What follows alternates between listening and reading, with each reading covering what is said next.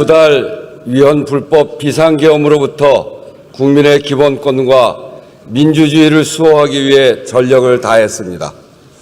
헌법적 절차에 따라 즉각 계엄을 해제시켰고 대통령을 탄핵소추했으며 국정조사를 실시하고 있습니다. 국회의 이 같은 대응을 바탕으로 대통령은 탄핵 심판을 받고 있으며 형사재판에도 회부되었습니다. 비상계엄의 선포의 책임을 묻는 일은 헌법과 법률에 따라 진행되고 있으며 앞으로도 그럴 것입니다. 헌정질서 회복을 위해 국회가 해야 할 일은 그것대로 해나가되 이제 국민의 기본권과 민주주의를 수호하는 국회의 활동은 민생을 돌보는 것에 방점을 찍어야 합니다. 민주주의는 국민의 삶으로 증명되어야 하기 때문입니다. 돌아보면 22대 국회는 임기 시작 후 석 달이 지나서야 개원식을 할 만큼 어느 역대 국회보다 가파른 여야 대치 속에서 운영되었습니다. 첨예한 갈등이 일상화된 환경이었고 비상계엄 사태를 감안하더라도 국회가 민생의 문제를 전면적으로 끌어안고 끈기 있게 밀고 나가지 못한 것은 매우 아쉽고 국민께 송구스럽습니다. 의원 여러분들께서도 이번 설 민심을 직접 들으면서 같은 생각을 하셨을 겁니다. 먹고 살기가 너무 힘들다. 차라리 폐업하는 게 낫겠는데 비용 때문에 그마저도 못하겠다. 도대체 언제 이 혼란을 끝낼 것이냐. 사는 게 힘드니 여도 야도 다 보기 싫다. 어느 한 말씀 국회와 정치를 향한 질책이 아닌 것이 없었습니다. 실제로 21대 국회와 비교했을 때 같은 기간 22대 국회는 더 많은 본회의를 열었지만 처리된 법률안은 오히려 적었습니다. 그간 처리한 법안이 1192건, 21대 국회보다 무려 267건이 적었습니다. 주요 현안을 놓고 여야 간 논쟁과 주장은 있었지만 정작 입법을 위한 여야의 협력이나 협상은 크게 부족했다는 의미일 것입니다. 이유가 무엇이든 뼈아픈 일입니다. 물론 12.3 비상계엄의 여파가 여전하고 그에 따른 정치적인 쟁점이 전 사회를 휘감고 있습니다. 그러나 이런 때일수록 국회가 더욱 중심을 잡고 민생의 문제가 실종되지 않도록 해야 합니다. 국회가 오히려 혼란을 더하지 않았는지 또는 그 와중에 큰 이견이 없는 법안조차 미뤄둔 것은 아닌지 차분하고 겸허하게 돌아볼 필요가 있습니다. 이번 임시국회를 입법과 정책으로 국민을 지키는 국회로 만들어야 합니다. 아주 분명하고 절박한 이유가 있습니다. 첫째, 민생의 어려움은 숨이 턱에 찰 만큼 한계에 이르렀고 둘째, 대내적으로 높은 파고가 닥쳐오고 있기 때문입니다. 불평등과 양극화 심화, 기술혁신 지체, 인구 감소 등 저성장이 구조적으로 고착되고 있는 상황에서 예상보다 빨리 작년 말 초고령 사회에 진입했고 미국 신행정부의 출범으로 경제 외교 통상 분야에 큰 도전이 예고되고 있습니다. 파고에 맞설 방파제가 얼마나 튼튼하게 점검하고 대비해야 합니다. 지난 연말이 중요했는데 시간을 놓쳤습니다. 여기서 더 지체하면 안 됩니다. 대통령 탄핵 심판 절차가 종료된 후에 정치 사회적 상황도 생각하지 않을 수 없습니다. 어떤 결과가 나오든 일정 기간 혼란은 불가피할 것입니다. 이번 2월 국회에서 최대한 국회의 일을 해야 합니다. 안으로는 민생의 문제를 전면에 세우고 바깥으로는 국회의 원활한 운영을 통해 국제사회에 대한민국이 안정되고 있다는 신호를 보내는 것이 핵심입니다. 존경하는 의원 여러분, 이 자리에 계신 우리 300명 국회의원은 소속 정당과 선수, 출신, 정치적 견해가 다릅니다. 그렇지만 모두 동의하는 것은 민생이 나라의 근본이라는 사실입니다. 민생은 국민의 구체적 삶의 모습이고 국가 경제의 토대이자 궁극적 목표입니다. 가뜩이나 어려웠던 민생이 비상계엄으로 강펀치를 맞았습니다. 소비는 줄고 빚은 늘었습니다. 작년 12월 신용카드 사용액은 전년 12월보다 5,670억 원 줄었습니다. 계엄에 따른 소비 감소 효과만 분석한 금액입니다. 반면에 같은 달 현금 서비스와 카드론 이용 금액 8조 6,460억 원, 전년 같은 달과 비교해도 6,820억 원이 늘었습니다. 높은 금리를 감수하고라도 카드 대출을 받아야 할 만큼 급박한 수요가 한 달 새 8조 6천억이 넘을 정도로 가계에 돈이 말랐다는 것입니다. 빚만 늘은 것이 아니라 못 갚는 사람도 늘었습니다. 소득 대부분을 빚 갚는 데 쓰거나 빚을 빚으로 막다가 더 어쩌지 못하고 채무조정을 신청한 사람이 지난해 21만 명, 역대 최다입니다. 경기 부진이 이어지면서 가계와 중소기업 대출 연체율이 상승하고 있습니다. 어려운 분들은 더 어려워졌습니다. 저소득, 저신용층이 최대 100만 원을 빌리는 소액 생계비 대출은 연체율이 작년 11월 이미 31%를 돌파했습니다. 의원님들께서도 이번 설 연휴 기간에 문을 연 골목 식당이 많다는 것을 느끼셨을 겁니다. 한 푼이라도 더 벌지 않으면 안 되겠다 싶어 명절 연휴에도 쉬지 못하고 문을 열고 손님을 기다렸다는 것입니다. 그도 그럴 것이 자영업자 대출액과 연체율 모두 역대 최고입니다. 연체자 수도 41.8%가 늘었습니다. 그나마 사정이 낮다는 고소득 자영업자들의 연체율도 지난 3분기 10년 만에 최고치를 찍었습니다. 아무리 아껴도 매달 살림이 빠듯한데 임금마저 못 받는 사람들도 늘었습니다. 신고된 임금 체불 노동자 수만 작년 11월까지 26만 3천 명입니다. 금액으로는 1조 8,600억 원, 12월까지 합치면 2조 원이 넘을 것으로 예상됩니다. 역시 역대 최다입니다.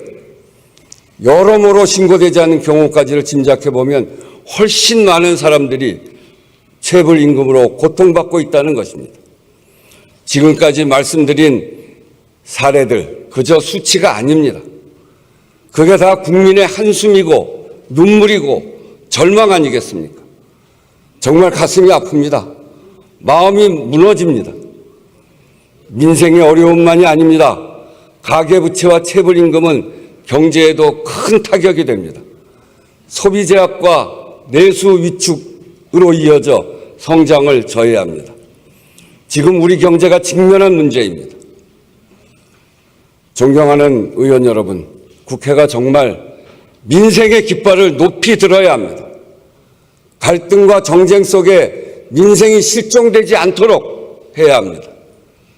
지난 2개월 민주주의가 무너지는 위기감 앞에 민생과 미래 의제 논의가 사실상 멈췄습니다.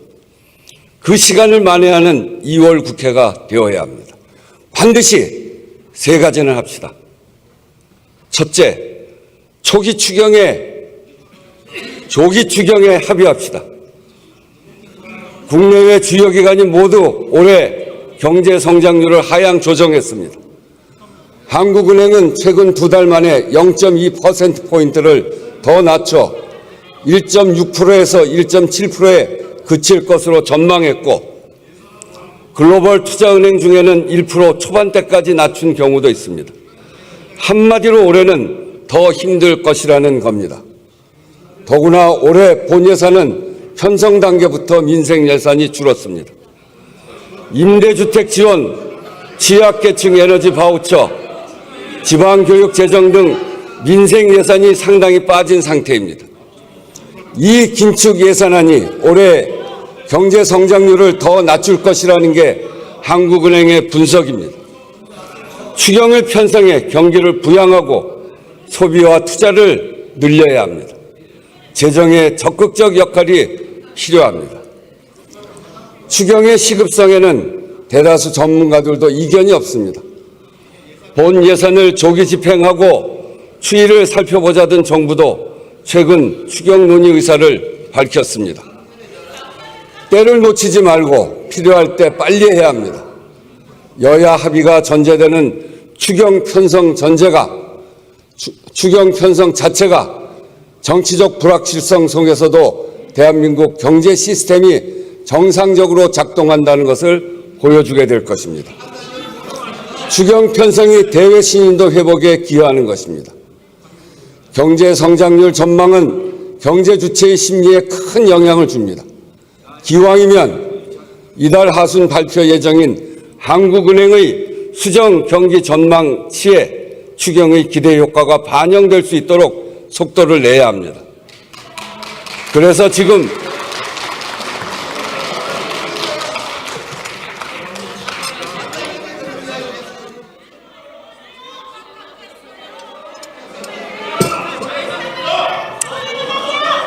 그래서 지금 국회와 정부가 서둘러야 하는 추경은 민생 추경일 뿐 아니라 경제 심리 회복 추경, 성장률 방어 추경이고 국정 안정 추경입니다.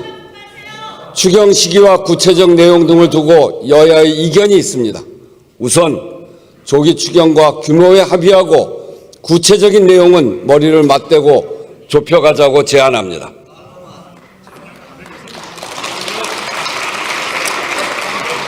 둘째, 민생입법에 속도를 냅시다. 국회는 지난해 여야 공통 총선 공약인 소상공인 부채 부담 완화, 육아 지원 강화, 딥페이크 성범죄 강력 대응 법안을 통과시켰습니다.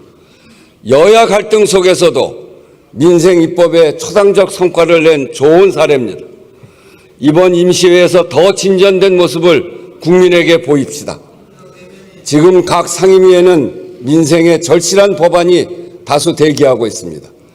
경기 침체에 더해 기업의 투자 심리도 위축된 상황에서 고용 한파에 대비하고 산업 전환이나 노동 형태의 변화로부터 일하는 사람들을 보호하는 내용, 소기업 소상공인의 사회 안전망을 강화하는 것까지 지금 꼭 필요한 입법들입니다.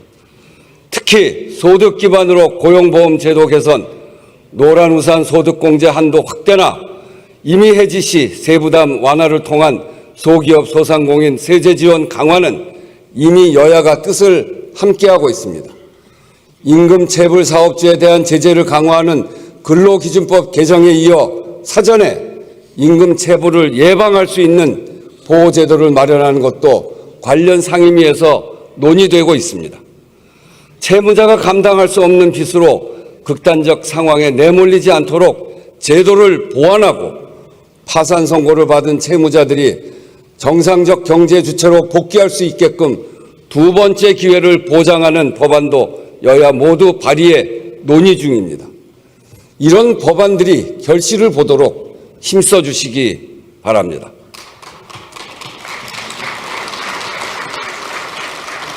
근본적으로는 누구나 일한 만큼 대가를 받고 억울한 일 당하지 않도록 공정한 경제 구조를 만드는 것이 매우 중요합니다. 심각한 양극화는 그 자체로 성장을 가로막는 요인입니다. 기울어진 운동장을 고쳐야 경제도 앞으로 나아갈 수 있습니다. 중소기업, 자영업자, 가맹점, 대리점, 플랫폼 입점업체, 취약 노동자 같은 우리 사회의 대다수 경제 주체가 불공정 거래로부터 스스로를 보호할 힘을 갖는 것이 그 시작입니다. 경제적 약자의 교섭권을 부여해 협상력을 높이는 교섭권 6법, 납품 대금 연동제 적용 범위를 확대하는 법안 등이 이미 오래전부터 논의되어 왔습니다. 22대 국회에서는 반드시 통과되도록 의원님들의 각별한 관심도 당부드립니다. 온라인 상거래가 일상화되면서 플랫폼을 이용하는 소비자와 이를 통해 생계를 영위하는 소상공인 자영업자가 크게 늘었습니다. 그런데 여기서 발생하는 다양한 분쟁과 피해를 예방, 해결할 수 있는 법제도 정비는 지연되고 있습니다. 티몬 위메프 사태 발생 당시 여러 건의 재발 방지 법안이 발의됐지만 지금까지 처리 안 된 것도 참으로 아쉽습니다. 건강하고 지속 가능한 플랫폼 생태계를 만들기 위해서라도 입법 논의를 서둘러야겠습니다. 아울러 12.29 제주항공 여객기 참사 특별법 제정, 피해자와 유가족에 대한 2차 가해를 방지하는 입법도 서둘러 주실 것을 당부드립니다. 여야 간 논의가 마무리되어 사실상 의결만 남은 상태에서 멈춰 있는 연금특위, 기후특위, 윤리특위도 이번 2월 국회에서 반드시 구성할 것을 요청드립니다. 셋째, 대외 환경 변화에 총의를 모아 성장 동력을 확충합시다. 국제 정세와 첨단 기술의 격변기입니다. 미국 신정부의 대내외 정책 변화까지 겹치면서 우리나라는 경제 안보 등 전방위적 도전에 직면해 있습니다. 정밀한 전략을 수립하고 왕성한 외교 활동을 펼쳐야 할 시점에 가장 중요한 정상 외교가 공백 상태입니다. 미국발 관세 정쟁이 먹구름을 몰고 왔습니다. 대미 수출을 위해 멕시코, 캐나다로 간 글로벌 기업들이 타격을 입게 되었고 중국에 대한 추가 관세는 우리의 중국 수출에도 영향을 미칠 것입니다. 국내 정치 상황의 불안정성으로 중요한 계약이나 투자 유치가 미루어지거나 취소될 위험에 처한 기업들도 대기업, 중소기업을 가리지 않고 상당수입니다. 통상 조세 리스크에 대응하기 위해 정부도 대외경제 현안 간담회를 정례화하는 등 여러 노력을 하고 있고 국회의장도 다방면으로 의회 외교를 강화하고 있습니다만 국회와 정부가 합심해 총력 대응 체제를 갖추어야 합니다. 우리 기업과 기술의 경쟁력을 강화하기 위한 적극적 산업정책도 매우 중요합니다.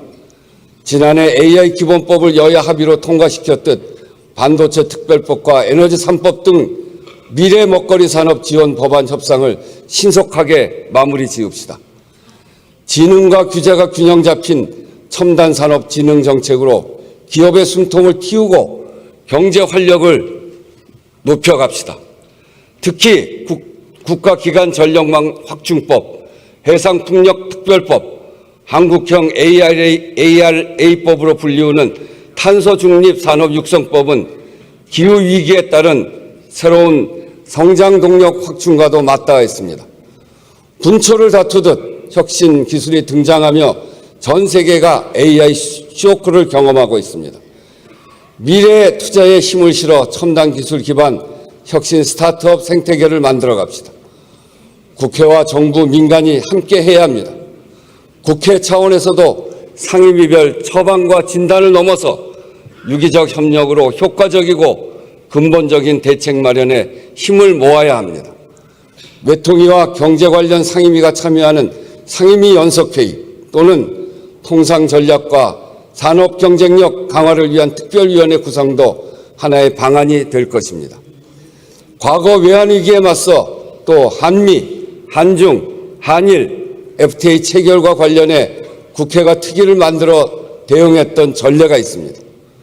국회 각 부문의 유기적 협력 체계는 범국가적 대응의 기초를 마련하는 의미와 함께 각국의 경제안보 입법 전략에 대응해 우리 의회 외교의 자산을 강화하는 의미가 있을 것입니다. 또 올해 10월 경주에서 열리는 APEC 정상회의에는 위기에 강한 대한민국의 회복력과 굳건한 경제 시스템을 전 세계에 확인시켜주는 기회로 반드시 만들어야 합니다. 정부와 경제계, 지역사회가 합심해 차질 없이 준비할 수 있도록 국회가 전폭적으로 지원해 나가야 하겠습니다. 존경하는 의원 여러분, 지금까지 말씀드린 이번 임시의 핵심 과제는 여야의 문제가 아니라 국정 안정의 문제입니다. 한계에 다다른 민생을 살피고 경제를 지키는 것도 대외 리스크를 해소하는 것도 결국은 우리가 얼마나 빠르게 국정을 안정시키느냐에 달려 있습니다. 이견과 정쟁을 좁히는 과정이 절대적으로 필요합니다. 이미 여야가 합의하고 정부와 함께 실무회의를 진행해온 국정협의회의 원활한 운영이 관건입니다. 국정협의회의 가동 자체가 대한민국의 안정되고 있다는 신호이고 실제로도 국정에 많은 문제가 의회에서 여야가 논의하지 않으면 안 되는 일들입니다. 의정 갈등과 의료 개혁만 하더라도 내년도 의대 정원이 결정되는 4월까지는 가닥을 반드시 잡아야 합니다. 이달에 정원 문제 협의를 진척시켜야 의료 개혁 이슈도 점검할 수 있습니다. 가능한 빠른 시일 안에 1차 회의를 열어 추경 편성 논의부터 시작하고 민생 경제 입법과 산업 통상 이슈에 함께 대응해 나갑시다. 초당적 의제에 대해서는 국정협의회를 통해 큰 틀에서 방향과 원칙을 정리하고 국회 각 상임위에서 이를 구체화해 나갑시다. 정부와 여야 정당의 적극적이고 책임 있는 참여를 요청합니다. 이번 비상계엄 사태를 겪으면서 우리는 민생, 경제, 외교, 안보 모두 굳건한 민주주의 위에 뿌리 내리고 있어야 한다는 것을 절감했습니다. 국회가 민주주의 최후의 보루로서 신속한 계엄 해제를 통해 국민을 안심시켰듯이 지금의 위기를 극복하고 불안한 국민의 삶을 안정시키는 데 국회가 앞장서야겠습니다. 국민의 삶이 벼랑 끝인데 이걸 붙잡지 않고 국회가 어떻게 존립할 수 있겠습니까?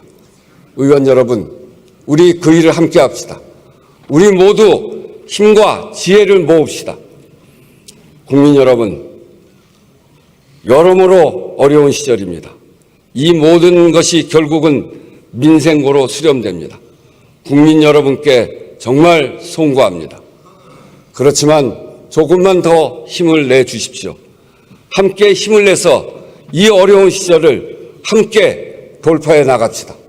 우리는 돌파해낼 수 있습니다. 어려운 위기 때마다 국민이 나서서 위기를 돌파해냈고 위기 극복 DNA가 전 세계에서 강한 나라라 하는 것을 우리가 입증해냈습니다.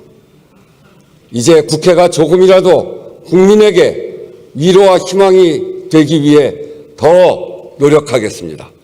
함께 노력합시다. 경청해 주셔서 감사합니다.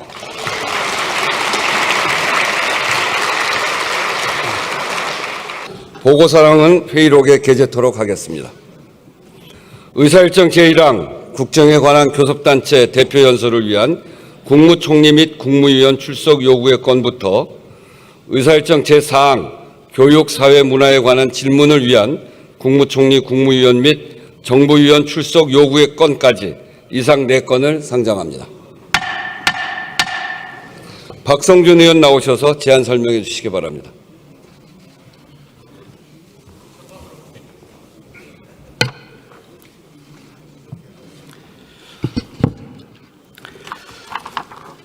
존경하는 우원식 국회의장님, 그리고 선배 동료 의원 여러분, 더불어민주당 원내수석 부대표 박성준 의원입니다. 국무총리, 국무위원이 정부위원 출석 요구의 건에 대해 제안 설명드리겠습니다.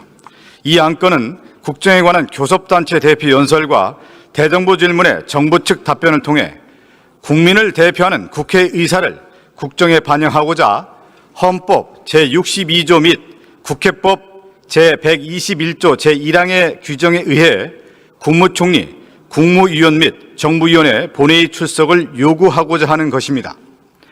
첫째, 2025년 2월 10일과 11일 이틀간 오전 10시에 실시되는 국정에 관한 교섭단체 대표 연설에 국무총리를 비롯한 전체 국무위원회 출석을 요구합니다. 둘째, 2025년 2월 12일 오후 2시에 실시되는 정치, 외교, 통일, 안보에 관한 질문을 하기 위해 국무총리, 외교부 장관, 통일부 장관, 법무부 장관, 국방부 장관, 행정안전부 장관의 출석을 요구합니다. 셋째, 2025년 2월 13일 오후 2시에 실시되는 경제에 관한 질문을 하기 위해 국무총리, 부총리 겸 기획재정부 장관, 과학기술정보통신부 장관, 농림축산식품부 장관, 산업통상자원부 장관, 국토교통부 장관, 해양수산부 장관, 중소벤처기업부 장관, 공정거래위원장, 금융위원장의 출석을 요구합니다. 넷째, 2025년 2월 14일 오후 2시에 실시되는 교육사회 문화에 관한 질문을 하기 위해 국무총리, 부총리 겸 교육부 장관, 법무부 장관, 행정안전부 장관, 국가보훈부 장관, 문화체육관광부 장관, 보건복지부 장관, 환경부 장관, 고용노동부 장관, 여성가족부 장관, 방송통신위원장의 출석을 요구합니다. 아무쪼록 이 안대로 의결해 주시길 바라며 제안 설명을 마치겠습니다.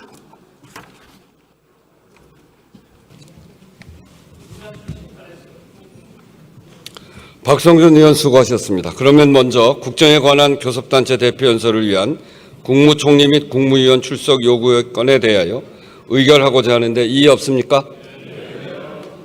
이의가 없으면 국정에 관한 교섭단체 대표연설을 위한 국무총리 및 국무위원 출석 요구 건은 가결되었음을 선포합니다. 다음은 정치, 외교, 통일, 안보에 관한 질문을 위한 국무총리 및 국무위원 출석 요구 건에 대하여 의결하고자 하는데 이의 없습니까? 이의가 없으면 정치, 외교, 통일, 안보에 관한 질문을 위한 국무총리 및 국무위원 출석 요구 건은 가결되었음을 선포합니다. 다음은 경제에 관한 질문을 위한 국무총리, 국무위원 및 정부위원 출석 요구 건에 대하여 의결하고자 하는데 이의 없습니까? 이의 없으면 경제에 관한 질문을 위한 국무총리, 국무위원 및 정부위원 출석 요구 건은 가결되었음을 선포합니다. 다음은 교육사회 문화에 관한 질문을 위한 국무총리, 국무위원 및 정부위원 출석 요구 건에 대해 의결하고자 하는데 이의 없습니까? 이의가 없으면 교육사회 문화에 관한 질문을 위한 국무총리, 국무위원 및 정부위원 출석 요구 건은 가결되었음을 선포합니다.